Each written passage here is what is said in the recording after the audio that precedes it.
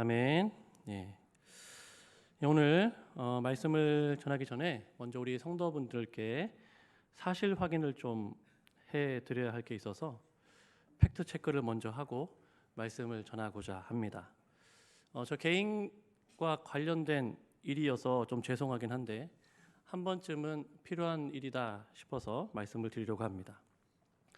제가 맡았던 그 교구 식구분들은 대부분 다 알고 계실 텐데 제가 자녀가 5명이 있습니다. 알고 계시죠? 예, 아들, 딸, 아들입니다. 이렇게 5명의 자녀를 두고 있는데요. 그런데 어디서부터 어떻게 소문이 난지 잘 모르겠는데 그 5명의 자녀 가운데에서 3명은 저희가 난 자녀고 2명은 입양을 했다. 이런 소문이 이제 이게 도는 거예요.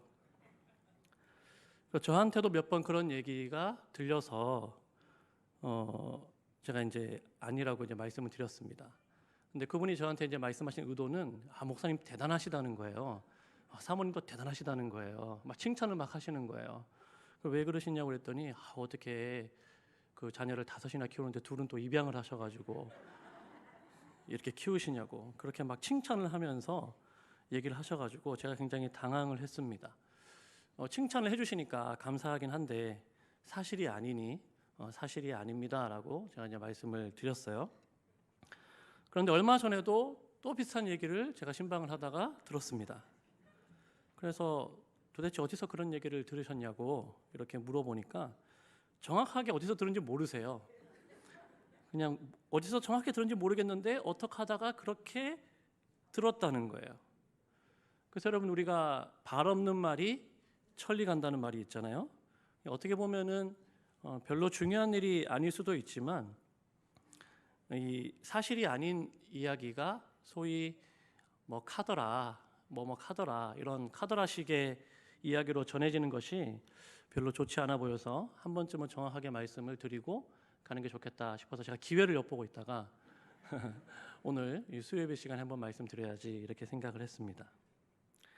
저희 집 자녀들 5명은 모두 저와 제 아내를 사이에서 태어난 순수한 저희 자녀들이고요. 입양한 자녀는 한 명도 없습니다. 그런 능력도 되지 않고요. 그렇습니다. 하나도 키우기 힘든 세상인데 어떻게 5씩이나 놓고 키우느냐고 이렇게 걱정해 주시는 분들이 참 많습니다. 그렇게 걱정해 주시는 분들 참 너무 감사드리고요. 생각나실 때마다 우리 5 아이들이 모두 건강하게 잘 자랄 수 있도록, 또 저희 집 자녀들뿐만이 아니라 우리 목사님들 또 자녀들 많이 있잖아요. 우리 교육자들 모든 자녀들이 건강하게 지혜롭게 잘 자랄 수 있도록 기도해 주시면 정말 감사드리겠습니다. 기도해 주실 거죠? 감사합니다. 오늘 우리가 함께 읽은 이 본문을 보시면 우리가 잘 알고 있는 예수님께서 마귀에게 시험을 받으신 그런 내용을 기록을 하고 있습니다.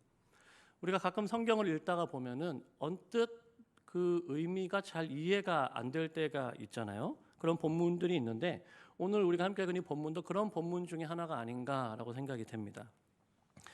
예수님이 시험을 받으신 것도 이상한 일인데 예수님을 시험한 존재가 마귀라고 하니까 그것도 좀 이상하죠. 그런데 오늘 1절 말씀에 보면 예수님께서 성령에게 예수님이 성령에 이끌려서 마귀에게 시험을 받았다라고 기록을 하고 있어요. 그러니까 예수님이 마귀에게 시험을 받도록 이끌어 가신 분이 성령님이시다 이렇게 말씀하고 있으니까 이것도 참 언뜻 이해가 잘 안 되는 그러한 부분인 것 같습니다. 일반적으로 우리는 이 본문을 읽거나 또 설교를 들을 때 주로 이 마귀의 시험을 우리가 받을 때 어떻게 그 마귀의 유혹과 마귀의 시험을 이길 수 있는가, 어떻게 승리할 수 있는가, 그 승리하는 방법에 대한 그러한 내용으로 주로 우리가 말씀을 듣고 또 적용을 합니다. 그래서 마귀의 시험을 이기기 위해서는 무엇보다도 기도로 무장을 해야 하고 또 평소에 말씀으로 잘 훈련이 되어 있어야 언제든지 마귀가 우리를 유혹하고 또 시험할 때 하나님의 말씀으로 물리칠 수 있다 이렇게 우리가 배웠죠. 그리고 그것은 실제로 매우 중요한 일입니다. 우리가 기도로 또 말씀으로 잘 무장되는 것은 매우 중요한 일이죠. 그래서 바울은 에베소서에서 마귀와의 영적 전쟁에서 승리하기 위해서 하나님의 전신갑주를 입어야 된다. 이렇게 이야기도 했죠. 에베소서 6장 17절 18절에 보면 바울은 특별히 이렇게 얘기합니다. 구원의 투구와 성령의 검 곧 하나님의 말씀을 가지라. 모든 기도와 간구를 하되 항상 성령 안에서 기도하고 이를 위하여 깨어 구하기를 항상 힘쓰며 이렇게 말씀하고 있어요. 모든 기도와 간구를 하고 성령 안에서 기도하고 또 성령의 검 곧 하나님의 말씀의 검을 가지라 이렇게 이야기하고 있죠. 악한 영적 세력인 이 마귀와 싸워서 승리하기 위해서 반드시 이 진리의 말씀이 필요하고 또 하나님으로부터 오는 능력을 덧입기 위해서 성령 안에서 늘 깨어 기도해야 한다고 바울은 그렇게 이야기했습니다. 오늘 우리가 함께 읽은 본문에서도 예수님은 이 마귀의 시험을 하나님의 말씀과 그리고 40일 동안 금식 기도하셨잖아요. 그 기도의 능력으로 이 마귀의 시험을 이기신 것을 우리가 보게 됩니다. 그런데 과연 이것이 오늘 이 예수님의 시험의 이야기가 기록된 그 이유라고 할 수 있을까라는 의문이 생기는 것이죠.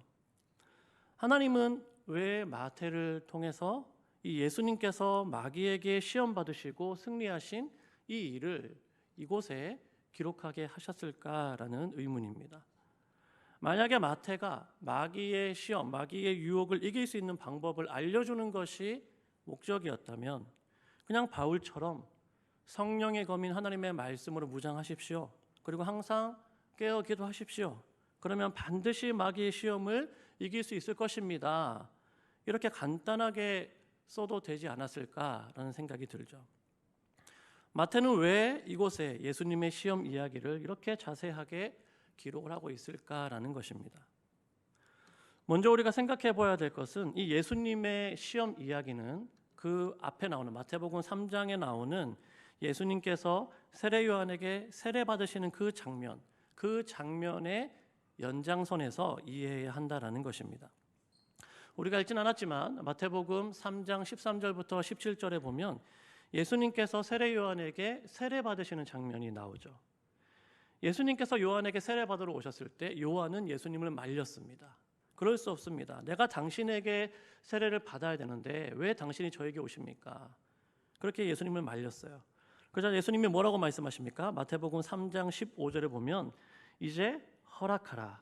우리가 이와 같이 하여 모든 의를 이루는 것이 합당하니라. 이렇게 예수님이 말씀하시고 그 예수님의 말씀 앞에 요한은 예수님께 세례를 베풀었습니다.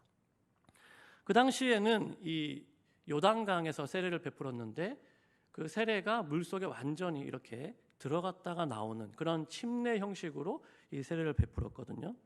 그래서 예수님께서 세례를 받고 물속에 완전히 들어갔다가 또 물 위에 올라오실 때 어떤 일이 있었는가? 그 앞에 마태복음 3장 16절 17절에 보면 이렇게 기록하고 있죠. 예수께서 세례를 받으시고 물 위에서 올라오실 때 하늘이 열리고 하나님의 성령이 비둘기같이 내려 자기 위에 임하심을 보시더니 하늘로부터 소리가 있어 말씀하시되 이는 내 사랑하는 아들이요 내 기뻐하는 자라 하시니라. 아멘. 예수님이 세례를 받고 물 위로 올라오실 때 정말 신기한 일이 벌어진 거예요. 놀라운 일이 일어났습니다. 성령이 비둘기같이 예수님 위에 내리셨다. 그리고 하늘로부터 소리가 났는데 이는 내 사랑하는 아들이고 내 기뻐하는 자다라는 그러한 분명한 음성이 하늘로부터 들렸다라는 거예요. 다시 말하면 예수님은 평범한 사람이 아니고 바로 하나님의 아들이시다. 하나님의 아들이시다라는 것을 온 사람들에게 공포하는 그러한 사건이 있었다라는 것입니다.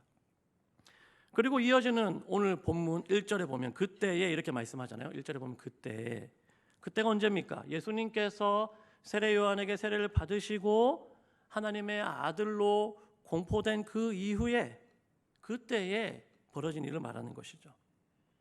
세례를 받을 때 성령이 비둘기같이 예수님 위에 임하셨습니다. 그리고 그 성령께서 이제 예수님을 광야로 이끄시고 마귀에게 시험을 받게 하시는 것이죠. 광야로 가신 예수님은 40일 동안 밤낮 금식하셨다라고 말씀하시고 2절 끝에 보면은 줄이셨다 이렇게 말씀하고 있어요. 줄이셨다. 여러분 하루라도 금식을 제대로 해보신 분은 아시겠지만 하루 금식하는 거 굉장히 어렵습니다. 3일 금식하면 정말 죽을 것 같아요. 40일 금식을 저는 해보진 않았지만 정말 힘들지 않을까라는 생각이 듭니다.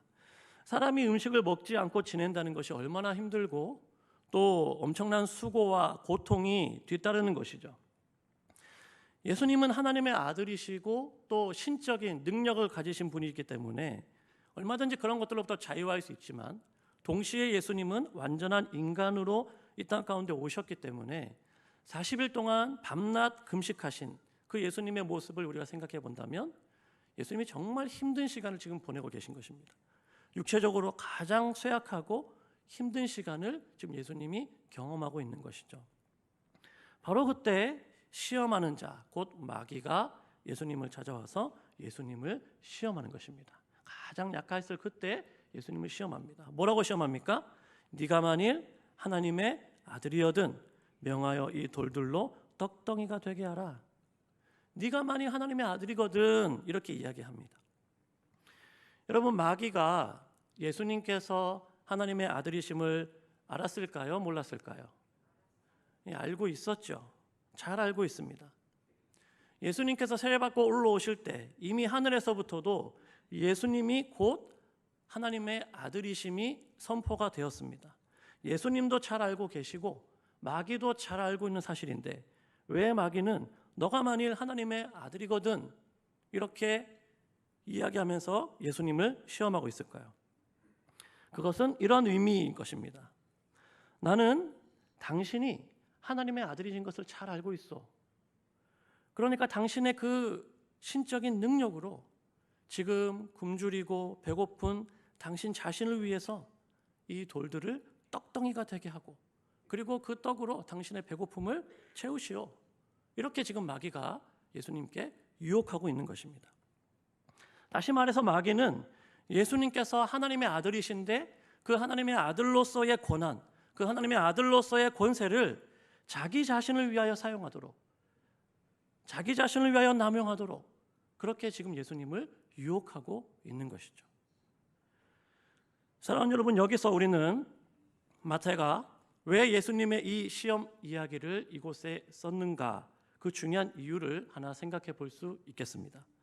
그것은 마태는 하나님의 아들로 이 땅 가운데 오신 그 예수님이 어떤 하나님의 아들이신가, 어떤 아들인가를 이 기사를 통해서 보여주고자 했다라는 것입니다. 다시 말하면 예수님은 기적을 행하시는 그 신적인 능력을 가지고 계신데 그것을 통해서 자신의 필요를 채우는 아들인가, 아니면 하나님의 뜻에 순종하여서 하나님의 필요를 채우는 아들인가를 보여주고자 했다라는 것입니다. 예수님은 돌로 떡을 만드는 기적을 얼마든지 행하실 수 있는 능력을 가지고 계십니다. 하지만 그렇게 하지 않으시죠. 예수님은 자신의 신적인 능력을 자신을 위해서 사용하시는 분이 아니기 때문입니다.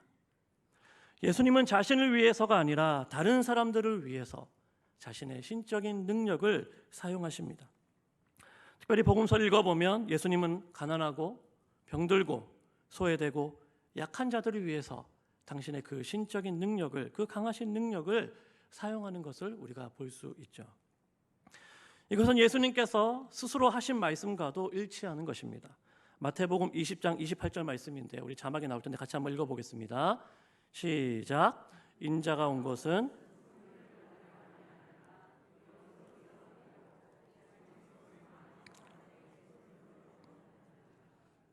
예수님이 고백하신 이 고백과도 일치하는 것입니다. 나는 섬김을 받으러 오지 않았다. 나는 섬기려고 왔고 나의 목숨을 많은 사람들을 위한 대속물로 주려고 왔다라고 말씀하시죠. 예수님께서 하나님의 아들로서 가지신 그 고난을 자기 자신을 위하여 쓰지 않고 많은 사람을 위하여 섬기고 또 많은 사람의 대속물로 내어주는 그 일에 사용하는 것이 누구의 뜻입니까? 하나님의 뜻입니다. 아버지의 뜻입니다. 예수님은 그 아버지의 뜻에 순종하는 아들로 이 땅 가운데 오셨음을 보여주고 있는 것이죠. 하지만 마귀는 계속해서 예수님을 유혹합니다. 오늘 3절에 보면 네가 만일 하나님의 아들이거든, 또 6절 말씀에 보면은 네가 만일 하나님의 아들이거든 너를 위해서 그 능력을 나타내봐라, 너를 위해서 그 능력을 한번 사용해봐라, 그 능력을 사용해서 너가 정말 하나님의 아들이신지를 한번 나타내 보여봐라. 그렇게 예수님을 유혹하고 있는 것입니다. 마귀는 언제까지 이렇게 유혹을 합니까? 예수님께서 십자가에 달려 있을 때에도 예수님을 유혹하죠. 마태복음 27장 40절부터 44절 말씀, 좀 긴 말씀인데 제가 읽어드리겠습니다. 이르되 성전을 헐고 사흘에 짓는 자여, 네가 만일 하나님의 아들이거든 자기를 구원하고 십자가에서 내려오라 하며, 그와 같이 대제사장들도 서기관들과 장로들과 함께 희롱하여 이르되 그가 남은 구원하였으되 자기는 구원할 수 없도다. 그가 이스라엘의 왕이로다. 지금 십자가에서 내려올지어다. 그리하면 우리가 믿겠노라. 그가 하나님을 신뢰하니 하나님이 원하시면 이제 그를 구원하실지라. 그의 말이 나는 하나님의 아들이라 하였도다 하며, 함께 십자가에 못 박힌 강도들도 이와 같이 욕하더라. 지금 예수님이 어떤 상황 가운데 계십니까? 십자가에 달려 계신 상황입니다. 굉장히 힘든 상황이죠. 굉장히 지친 상황이고 굉장히 약해져 있는 그런 상황입니다. 그때 똑같은 물음으로 이야기합니다. 너가 만일 하나님의 아들이거든 내려와봐라. 너가 만일 하나님의 아들이거든 너 십자가에서 내려와서 너와 이 사람들을 구원해보라. 그러면 우리가 믿겠노라. 이렇게 이야기합니다. 여러분, 만약에 십자가에 달리신 예수님께서 자기 자신을 위하여 그 십자가에서 내려오셨다면 어떻게 됐을까요? 예수님의 죽음을 통해서, 아들의 죽음을 통해서 인류를 구원하시고자 하는 하나님의 크고 원대하신 구원 계획은 결코 이루어질 수가 없을 것입니다. 예수님은 하나님의 아들이면서도 그의 고난을 자신을 위하여 사용하시지 않고 철저히 하나님의 뜻에 따라 순종하는 아들로 그렇게 삶을 살아가셨기 때문에 오늘 저와 여러분들에게도 하나님의 구원의 은혜가 임한 줄로 믿습니다. 네가 만일 하나님의 아들이거든 이 돌들로 떡덩이가 되게 하라는 이 마귀의 시험에 예수님이 뭐라고 대답하시죠? 4절 말씀 한번 읽어보겠습니다. 4절 시작. 예수께서 대답하여 이르시되 기록되었으되 사람이 떡으로만 살 것이 아니요 하나님의 입으로부터 나오는 모든 말씀으로 살 것이라 하였느니라 하시니. 아멘. 이 말씀은 신명기 8장 3절 말씀을 예수님이 인용하여서 대답하셨습니다. 재미있는 것은 예수님이 마귀에게 세 번의 시험을 당하시는데 모두 구약의 말씀으로 그 마귀의 유혹을 이기시는데 그 말씀이 모두 신명기에 기록되어져 있는 말씀입니다. 예수님은 지금 광야에서 마귀의 시험을 당하고 있고 예수님께서 인용하신 그 말씀도, 그 신명기의 말씀도 광야에 있는 이스라엘 백성들에게 주신 하나님의 말씀이다라는 것이죠. 특별히 신명기 8장 3절 예수님이 인용하신 그 외의 말씀 전체가 있는데요. 신명기 8장 3절을 보면 너를 낮추시며 너를 줄이게 하시며 또 너도 알지 못하며 내 조상들도 알지 못하던 만나를 내게 먹이신 것은 사람이 떡으로만 사는 것이 아니요 여호와의 입에서 나오는 모든 말씀으로 사는 줄을 내가 알게 하려 하심이니라. 아멘. 사람이 떡으로만 살 것이 아니고 하나님의 입으로부터 나오는 모든 말씀으로 산다고 말씀하신 이 말씀은 광야에 있는 이스라엘 백성들에게 하나님께서 만나를 내려주신 그 사건을 배경으로 하여서 주신 말씀이다라는 거예요. 여러분, 광야에서 이스라엘 백성들이 생존할 수 있는 유일한 길은 하나님께서 그들에게 양식을 공급해 주는 것입니다. 하나님께서 그들을 먹여주시는 것입니다. 농사를 지을 수도 없고 인간의 열심으로는 그 어떤 것도 할 수 없는 그 광야에서 하나님께서 매일매일 우리들에게 만나를 내려주실 것을 믿어야죠. 매일매일 하나님께서 우리들에게 만나를 내려주실 것을 신뢰하고 그 하나님의 말씀 앞에 먼저 순종하는 길이 그들이 광야에서 생존할 수 있는 유일한 길입니다. 하나님은 이스라엘 백성들이 하나님의 자녀로서 하나님을 믿고 하나님을 신뢰하는 그러한 자녀가 될 수 있도록 광야에서 그들을 교육하고 계신 것이죠. 그런데 여러분, 이스라엘은 어떻게 했습니까?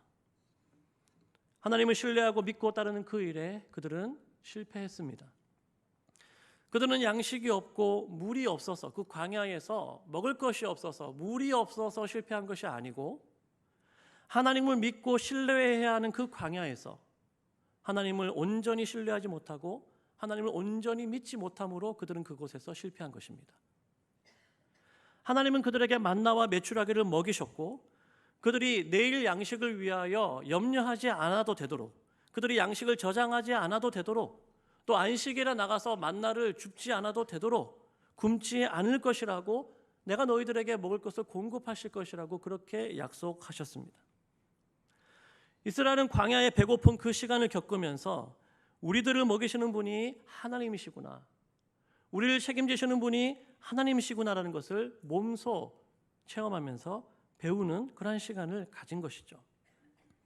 그러나 그들은 하나님의 약속을 신뢰하지 못하고 내일 양식이 없을 것을 염려하면서 자신들의 처소에 더 많은 만나를 저장합니다.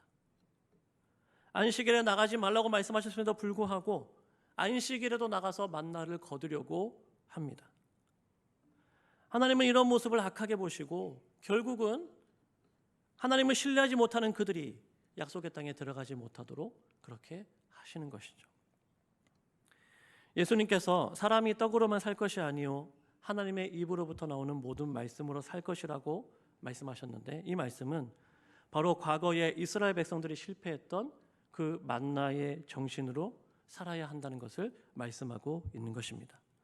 당장의 배고픔과 염려 때문에, 당장의 내 인생의 어떤 그런 어려움 때문에 하나님의 말씀에 불순종하기보다는 먼저 하나님을 신뢰하고 하나님께서 당신의 택하신 자녀를 반드시 먹여주실 것이라는 그 약속을 믿고 순종하면서 나아갈 때 하나님은 반드시 그 자녀를 먹이시고 책임져 주신다는 그 믿음을 예수님께서 말씀하시고, 그 믿음으로 오늘 마귀의 이 유혹을 이기고 계시는 것을 우리가 보게 되는 것이죠.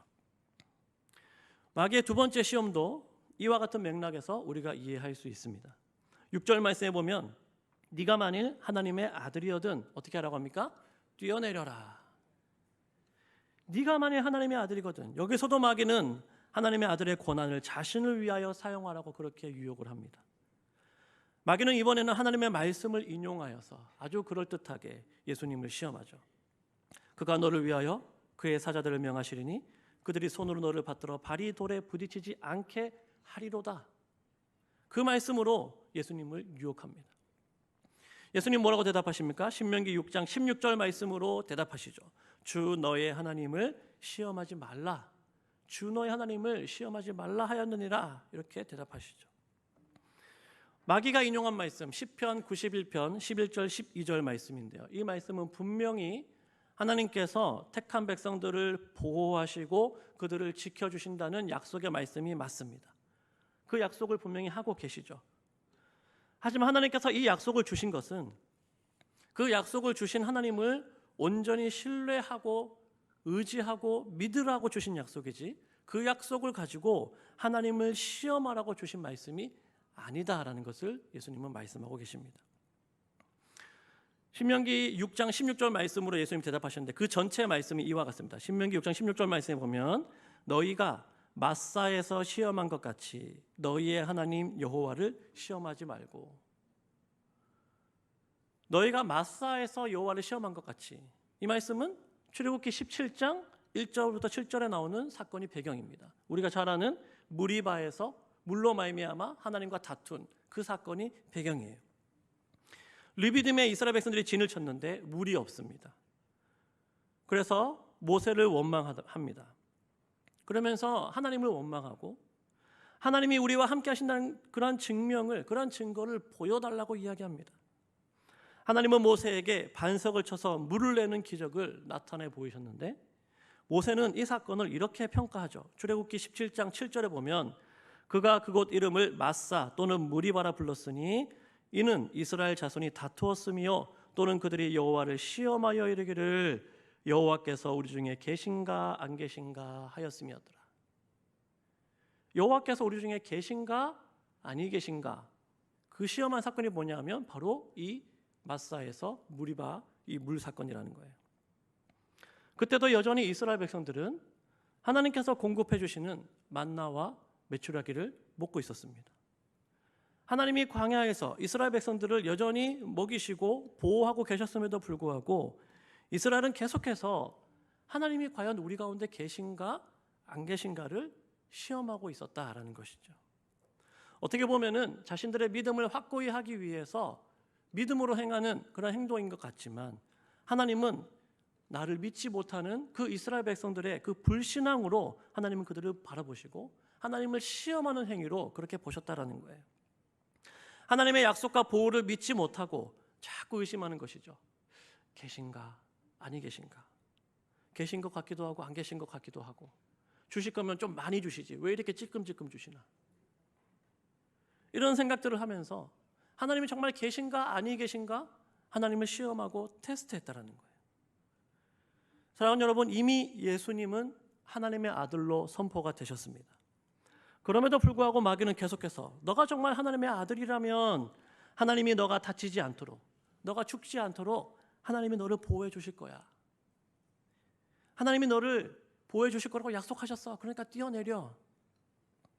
이미 신뢰 가운데 있는 이 하나님 아버지와 예수님과의 관계를 마귀는 계속해서 깨트리려고 그렇게 유혹하고 있는 것이죠. 그러나 예수님을 위한 하나님의 계획이 무엇입니까? 예수님을 위한 하나님의 계획은 아들이 죽지 않는 것이 목적이 아닙니다. 아들이 죽지 않는 것이 목적이 아니라 아들의 죽음의 순간에도 아버지를 신뢰하도록 하는 것이 하나님의 목적이죠. 죽음으로 끝나는 것이 아니라 그 죽음 이후에 부활하게 하시고 결국 하나님 아버지의 완전한 보호를 경험하도록 하는 것이 예수님을 향한 하나님의 계획이었다라는 거예요. 우리는 그 사실을 기억해야 합니다. 하나님은 택한 자를 보호하시되 완전히 보호하시고 그 보호를 위해서 우리에게 주신 약속은 하나님을 시험하라고 주신 약속이 아니라 내가 너희를 이처럼 보호하고 내가 너희를 이처럼 지켜주고 내가 너희와 이처럼 함께 할 것이라고 약속하시는 그 하나님을 신뢰하라고 하나님은 주신 말씀이죠. 마지막 세 번째 시험은 예수님을 지극히 높은 산으로 데리고 가서 천하만국과 영광을 보여주면서 만일 마귀에게 엎드려 경배하면 이 모든 것을 다 너에게 주겠다고 그렇게 이야기합니다.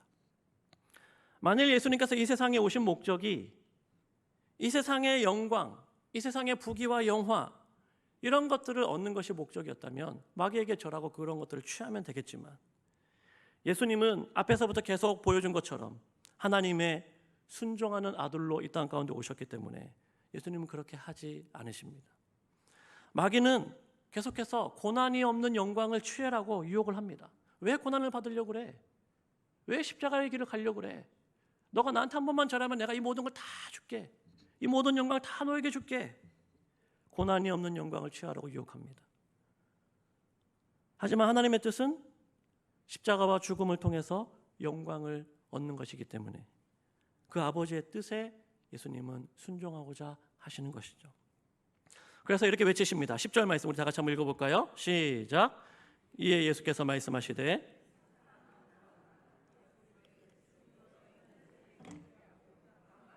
섬기라 하였느니라. 아멘. 사랑하는 여러분, 마귀는 언제나 십자가 없는 영광을 얻으라고, 십자가 없는 영광을 취하라고 그렇게 유혹을 합니다. 마귀의 시험은 십자가의 길을 피하는 그런 시험이죠. 십자가의 길을 어떻게 하면 십자가의 길을 피할까? 어떻게 하면 십자가의 길을 좀 돌아갈 수 있을까? 내가 저거 앉을 수 있을까? 그런 유혹입니다. 베드로가 예수님이 십자가 지신다고 말씀했을 때, 예수님을 반대하면서 막았을 때 예수님이 베드로에게 뭐라고 말씀하십니까? 마태복음 16장 23절 말씀, 사탄아 내 뒤로 물러가라. 너는 나를 넘어지게 하는 자로다. 내가 하나님의 일을 생각하지 아니하고 도리어 사람의 일을 생각하는도다 하시고, 뒤이어 24절에서 뭐라고 말씀하십니까? 이에 예수께서 제자들에게 이르시되 누구든지 나를 따라오려거든 자기를 부인하고 자기 십자가를 지고 나를 따를 것이니라. 아멘. 무슨 말씀인가요? 십자가 없는 영광을 구하고 십자가를 회피하는 것은 마귀의 유혹이요 마귀의 시험이라는 것을 말씀하고 있는 것입니다. 하늘 아버지의 뜻은 십자가를 지고 예수를 따르는 것이고 그 십자가를 통과하여서 하나님께서 주시는 그 영광을 얻는 것임을 우리는 늘 기억해야 할 줄로 믿습니다. 사랑하는 여러분, 시대가 점점 악해져 가고 있습니다. 살기는 점점 어려워지고 사람들의 마음은 각박해지고 사랑은 식어져 가고 소망은 점점 희미해져 가는 그러한 때를 우리가 살아가고 있죠. 이러한 때에 오늘 이 예수님께서 마귀에게 시험 받으시고 승리하신 이 말씀은 저와 여러분들에게 참으로 큰 위로가 되고 힘이 되는 줄 믿습니다. 그래서 히브리서 기자는 히브리서 2장 18절에서 이렇게 말씀하십니다. 그가 시험을 받아 고난당하셨은즉 시험 받는 자들을 능히 도우실 수 있느니라. 히브리서 5장 8절과 9절 말씀에 보면 그가 아들이시면서도 받으신 고난으로 순종함을 배워서 온전하게 되셨은즉 자기에게 순종하는 모든 자에게 영원한 구원의 근원이 되시고. 아멘. 예수님의 시험은 저와 여러분들에게 큰 감동을 줍니다.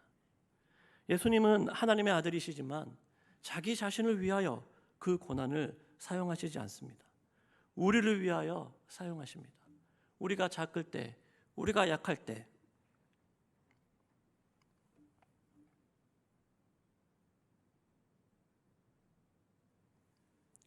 우리가 연약할 때 예수님 그 고난을 사용하십니다.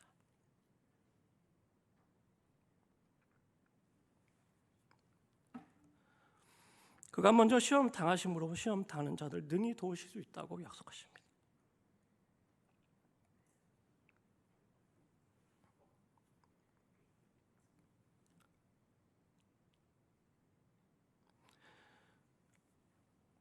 그것을 위해서 예수님은 친히 마귀에게 시험을 당하신 것입니다. 예수님의 시험은 우리들에게 큰 감격을 줍니다. 예수님의 순종하심의 결과로 인해서 우리가 죄사함을 얻고 구원을 얻게 되고, 예수님의 그 순종하심을 우리가 배워서 하나님의 말씀에 순종하는 삶으로 이 땅 가운데에서도 삶을 살아가게 하시고, 그 하나님의 뜻에 순종함으로 하나님의 영광을 드러내는 그런 삶을 살아갈 수 있도록 하나님은 우리들을 인도해 주십니다. 그 사실로 말미암아 우리는 감격하고 감사하게 되는 것이죠. 또한 예수님의 승리가 우리의 승리가 되었다는 그 사실 때문에 우리는 감사해야 합니다. 여러분, 예수님의 승리가 중요합니다. 예수님께서 이 땅에 오신 이유는 하나님의 나라를 저와 여러분들에게 주시기 위하여 이 땅 가운데 오셨습니다. 하나님을 주인으로 모시고 그 하나님의 말씀을 따라서 그 하나님의 다스리심을 받으며 하나님이 주시는 기쁨과 하나님이 주시는 평안을 이 땅에서 누리는 삶을 살아갈 수 있도록, 그것을 위해서 예수님 우리 가운데 오셨죠. 그런데 이 하나님의 나라가 우리 가운데 먼저 이루어지기 위해서는 공중권세 잡은 사탄의 세력을, 공중권세 잡은 사탄의 그 나라를 물리쳐야 하는 것이죠. 예수님 안에서 하나님의 나라를 누리기 위해서는 이 나라를 대적하는 사탄과 마귀의 그 세력을 예수님이 먼저 이기셔야만 하는 것입니다. 예수님이 먼저 오셔서 하나님의 나라를 이 땅 가운데 이루시고, 이 땅 가운데 있는 그 마귀의 그 나라에 고통받고 있는 그들 가운데 하나님의 나라를 허락해 주시는 것이죠. 예수님이 먼저 이기셔야 하나님의 나라에 우리가 거할 수 있고 그 나라의 복을 우리가 누릴 수 있는 것입니다. 예수님께서 사탄을 이기셨기 때문에 그 예수님의 승리가 우리의 승리라고 우리는 담대히 선포하게 되고, 그분이 어떻게 이기셨는지를 보여주셨기 때문에 우리는 그분의 가르쳐주신 그 방법대로 악한 마귀와 사탄과 싸우면서도 승리로 하나님께 영광을 돌려드리게 되는 줄로 믿습니다. 그러므로 사랑하는 여러분, 시험은 선택이 아닌 필수입니다. 우리는 시험을 싫어하죠. 시험을 좋아하는 사람 아무도 없을 것입니다. 우리는 시험을 싫어하고 피하려고 하지만 하나님은 예수님을 마귀의 시험 가운데로 밀어 넣으십니다. 이제 공생애를 시작하는 그 예수님을 하나님은 테스트하시죠. 마귀의 시험을 통해 그 시험의 본질을 보게 하시고 어떻게 그것을 이길 수 있는지를 예수님을 통하여 보여주십니다. 예수님은 어떻게 그 마귀의 시험을 이길 수 있었습니까? 그가 순종하는 하나님의 아들이 되셨기 때문이죠. 하나님께 순종하는 아들이 되셨기 때문에 하나님의 아들로서의 그 고난을 자기를 위하여 사용하지 아니하고 하나님의 뜻을 이루는 그 일에 예수님께서 사용하셨기 때문에 그 마귀의 유혹과 시험을 이길 수 있었다라는 것입니다. 그리고 앞으로도 그가 고난당하고 죽음에 이르기까지 하나님의 뜻에 순종하게 될 때 그 순종이 마귀의 권세를 이기는 무기가 된다는 것을 예수님은 보여주고 계신 것입니다. 하나님은 자신의 뜻이 아니라 하나님의 뜻에 순종하는 삶을 사는 자에게 반드시 승리를 주십니다. 하나님의 자녀된 권세를 누리게 하시고 마귀의 권세를 이기는 승리를 주십니다. 어떤 자들에게요? 하나님의 뜻에 순종하는 자들에게. 날마다 그 하나님의 말씀 앞에 순종하는, 하나님의 뜻에 순종하는 자녀로 하나님께서 우리를 위해서 주시는 그 승리를 경험하고 누리는 복된 주의 성도들 될 수 있기를 주님의 이름으로 축복합니다. 우리 같이 한번 함께 기도하겠습니다.